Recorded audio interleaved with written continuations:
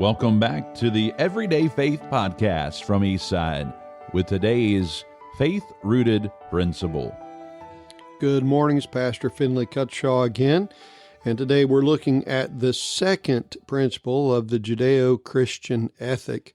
Yesterday we talked about the dignity of human life. Today we're going to talk about, as it's referred to in the American Patriots Bible, the traditional monogamous family. I would like to just kind of change the wording of that to the biblical family.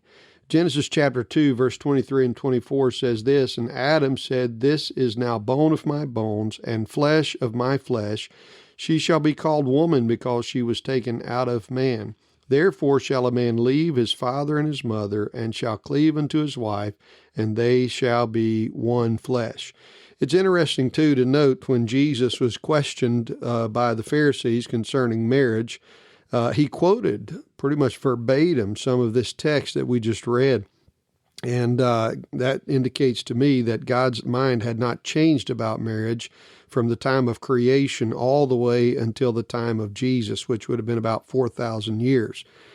And so you have a pretty important statement here, a pretty important issue when we talk about these Judeo-Christian values, and that is the traditional biblical family. I call it the biblical family because God is the one that determines what a family is.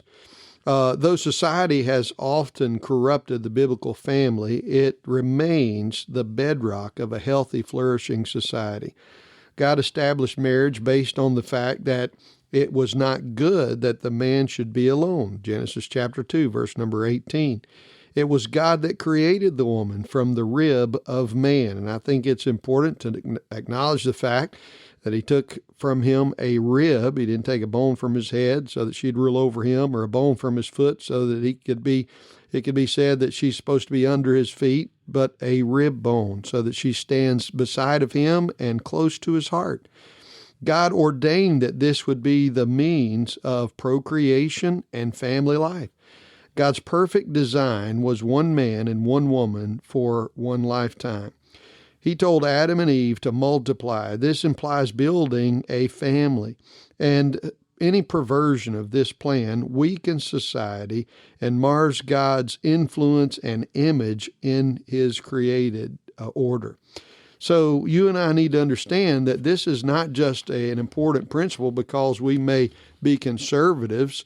It's an important principle because God himself is the one that ordained it to be so.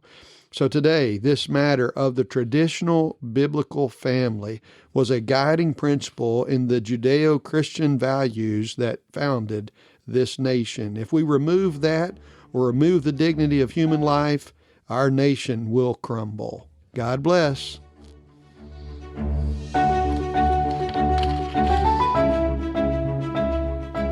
Thanks for joining us for today's Rooted Principle right here on the Everyday Faith Podcast.